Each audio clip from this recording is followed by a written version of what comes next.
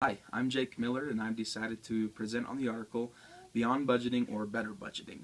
The reason I chose this was just because of past experience that I've had over the last 4 years managing my department and budgets and knowing my own feelings about the pros and cons of budgeting and really being interested in what are others' feelings. And the article actually covers a survey that was done on a little over 200 members of the IMA who were surveyed and asked questions about budgets, specifically in business today, and what their feelings were. The first graphic shown there has a statement that says, "Budgets are indispensable. We could not manage without them." That is it's a very bold statement, and actually when you look at the graphic, it's about 72% people agree with that statement to some extent, to some degree.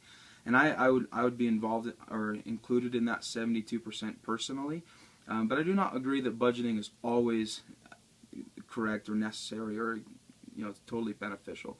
A couple examples would be, personally what I've experienced is I'm always required to make an annual budget.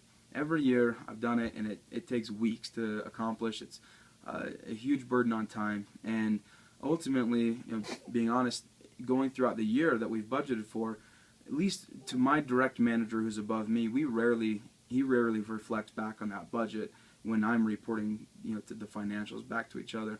And it's always been frustrating to me that I spend all that time putting in all the effort, and then it's rarely used. And it's in that example, it's kind of a waste of time.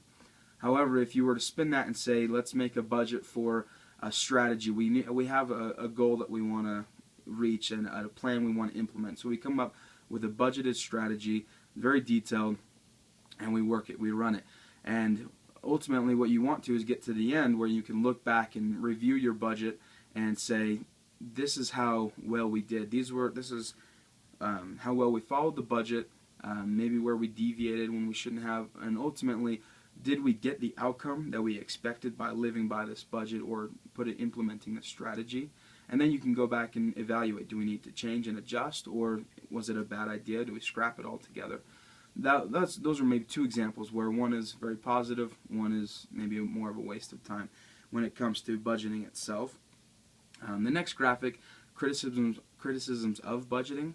There are several there. To point out a few, too time consuming. That can definitely be the case. That's like for the first example.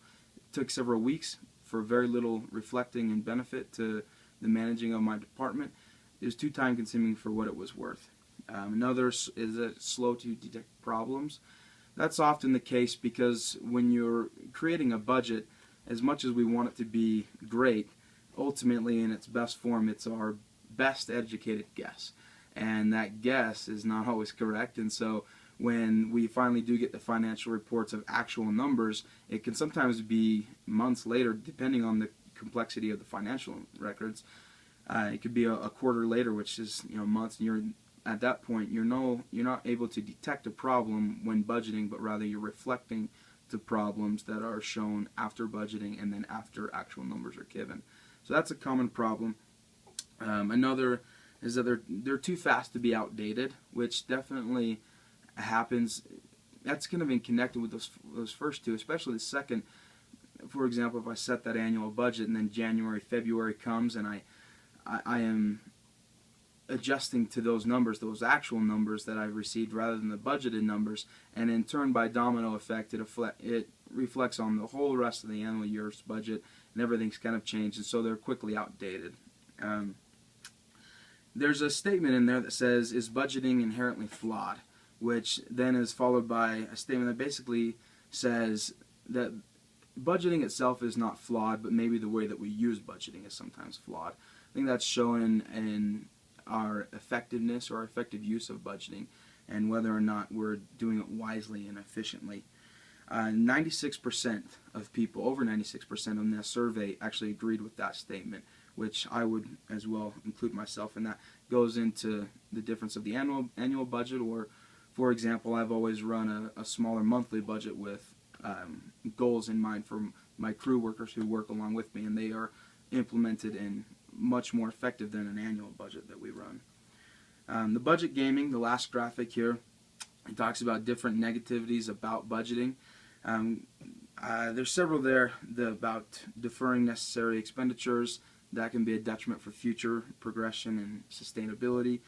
Taking the big bath and dumping a year so that you can look better the next year, or sandbagging. And sandbagging is an interesting thing. When I first took over my department, one of my owners of my company, actually, I asked him about making my budget because my manager said it was a little lofty, and he actually told me, look, Jake, you got to do what they're expecting. If maybe it's a little too high, it's too high. If they're willing to accept lower, then put lower, and then you come out looking better. If you put it too high, it's almost a lose-lose. And it was interesting. Long story short, he's a very successful businessman, and he taught me and kind of instructed me almost to sandbag. So I thought that was an interesting element in the business world today that I experienced. And just to wrap it up, the budgeting system adds value. The article states that it's about a 70%. So yes, more than not, it adds value, which is something that I agree with. Budgeting is here to stay. It's an old-time strategy that will always be beneficial to business, used efficiently.